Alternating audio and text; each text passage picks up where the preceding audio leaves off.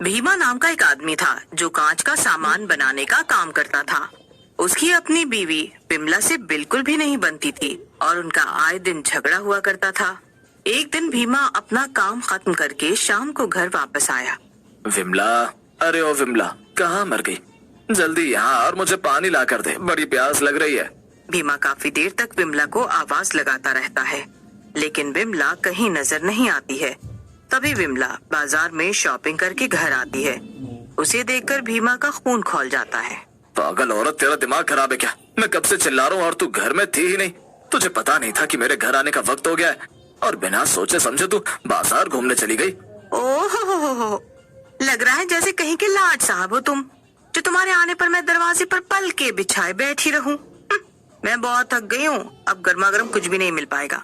कल की रोटी रखी है, उसे ही अचार के साथ चबा लो, और ज्यादा गर्म खाना है तो बताओ, पानी उबाल देती हूँ, उसी में डुबो के खा लेना। विमला की बात सुनकर भीमा को बहुत गुस्सा आया और उसने विमला को एक झापड़ मार दिया। लेकिन विमला भी कुछ कम नहीं थी, उसने भी भीमा की जमकर धुलाई कर दी।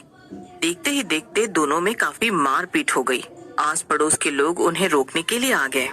अरे अरे, शर्म करो, तुम दोनों कैसे जानवरों की तरह लड़ रहे हो? अरे तुम क्या कोई बच्चे हो जो तुम्हें रोज रोज समझाया जाए?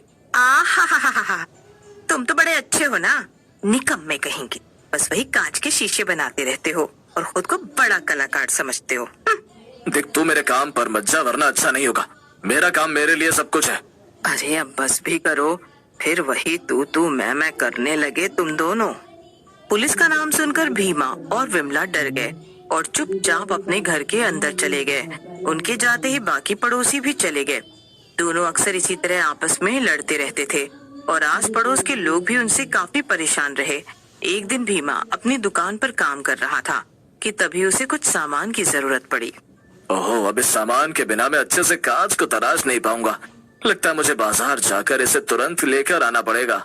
भीमा तुरंत बाजार चला जाता है और वहाँ पर विमला दिखाई देती है। अरे ये कल मोही आज फिर बाजार की सैर करने आ गई। इसके पास कोई काम धंधा तो है नहीं, बस जब देखो तब बाजार में घूमती रहती है।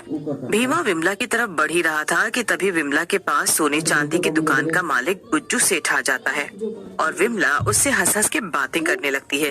ये देख भीमा का खून खौल जाता है। ओह, तो ये बात है, इसीलिए बाजार के इतने चक्कर काटे जा रहे थे। ये विमला रोज रोज इस गुज्जू सेठ से मिलने के लिए बाजार आती है। भीमा विमला और गुज्जू सेठ के थोड़ा नजदीक जाता है और छुपकर उनकी बातें सुनने लगता है। अरे शादी तो मैं तुमसे आज ही कर लूं, लेकिन क्या करूं? मेरा वो मनहूस पति है ना, मुझे तलाक ही नहीं देता। उसके पास ये जो दुकान है, ये मेरे बाबा ने उसे दहेज में दी थी और अगर उसने मुझे छोड़ा तो उसे ये दुकान भी वापस करनी पड़ेगी। इसीलिए वो कुछ नहीं कर रहा है, जबकि मैंने तो उसकी नाक में दम कर ही रखा है। अरे तो जाने दो ना उस सड़ी सी दुकान को, उसे मिलती है तो मिलने दो, कम से कम तुम्हें तलाक तो मिल जाएगा ना। अरे ऐसे कैसे, मैं उस मनहूस को कुछ भी नहीं मिलने दूंगी। इसके बाद गुज्जू अपनी दुकान में चला जाता है और विमला वापस घर के लिए निकल जाती है। ओह, क्या बात है, यहाँ तो शादी के चर्चे चल रहे हैं। ठीक है, अब तुम लोग देखो कि मैं क्या करता हूँ। तुम दोनों का बिना शादी के ऐसा बैंड बजाऊंगा ना कि तुम मुझे याद रखोगे।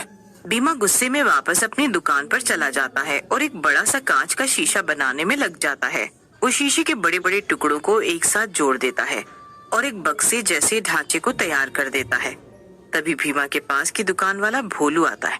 अरे भीमा भैया, ये क्या? ये तो काफी बड़ा बक्सा है। आज से पहले आपने कभी इतना बड़ा ढांचा तो नहीं बनाया।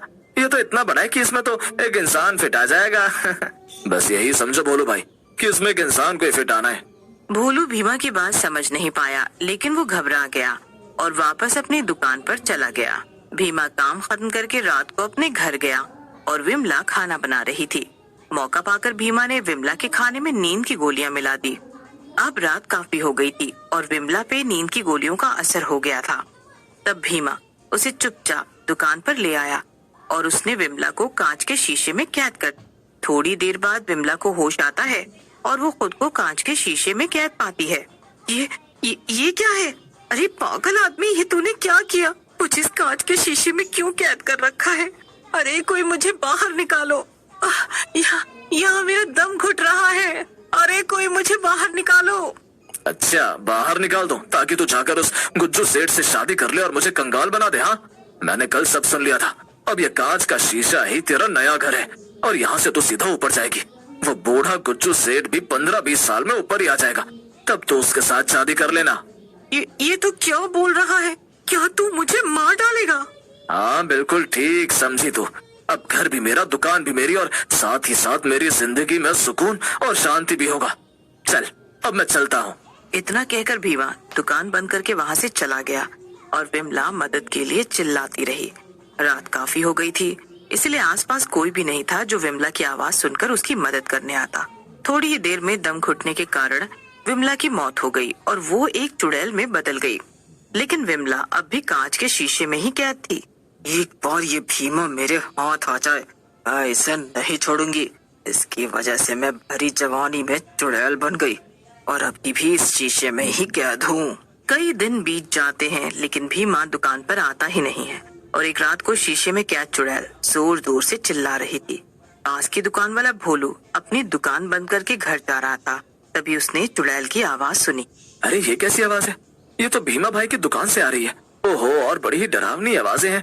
क्या करूं, जाकर देखूं या नहीं? भोलू अपने मन को समझा नहीं पाया और धीरे से भीमा की दुकान के पास गया। आवाज और तेज हो गई तो भोलू ने भीमा की दुकान का ताला तोड़ दिया और अंदर घुस गया। अंदर जाते ही उसने शीशे में कैद चुड़ैल को देखा और डर के मारे कांपने लगा। भोलू भैया, मुझे बचाओ, भोलू भैया। क्या भैया? अरे चुड़ैल, मैं कोई तेरा भैया भैया नहीं हूँ।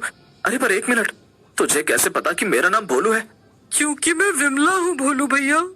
क्या विमला? तू चुड़ैल बन गई? लेकिन वो भीमा तो कह रहा था कि तू घर से सारे गहने जेवर और पैसे लेकर कहीं भाग गई है। भोलू की बात सुनकर विमला चुड़ैल को बहुत गुस्सा आता है। ये सब झूठ है। उस पागल आदमी ने मुझे इस कांच के शीशे में कैद कर दिया है ताकि मैं तड़प तड़प कर मर जाऊं और वो मुझसे छुटकारा पा सके। और अब सारे गांव में झूठी अफवाह फैला रहा है। मुझे इस शीशे से आजाद कर दो ताकि मैं जाकर उस भीमा से बदला ले सकूं। भोलू चुड़ैल को शीशे से बाहर निकाल देता है और चुड़ैल सीधा भीमा को ढूंढने निकल जाती है। जैसे ही विमला चुड़ैल घर पहुंचती है तो वो देखती है कि भीमा घर पर नहीं था और वहाँ ताला लगा हुआ था। ये भीमा कहाँ गया? अब मैं इसे कहाँ ढूंढूं? तभी कुछ लोग वहाँ रास्ते से गुजरने लगते हैं। वो आपस में कुछ बातें कर रहे थे। चुड़ैल ध्यान से उनकी बातें सुनने लगती है। वो एक आदमी और औरत थे। वाकई में विमला ने भीमा भैया के साथ बड़ा गलत किया था, पर अच्छा है आज भीमा भैया किसी और से शादी कर रहे हैं। अब उनकी जिंदगी में सुकून होगा। दोनों जल्दी से चलने लगते हैं। ये सुनकर विमला का गुस्सा बहुत ज्यादा बढ़ जाता है और वो उन दोनों का पीछा करके वहाँ पहुँच जाती है जहाँ भीमा की शादी हो रही थी। विमला जल्दी से स्टेज के पास जाती है और भीमा का गला दबाने लगती है।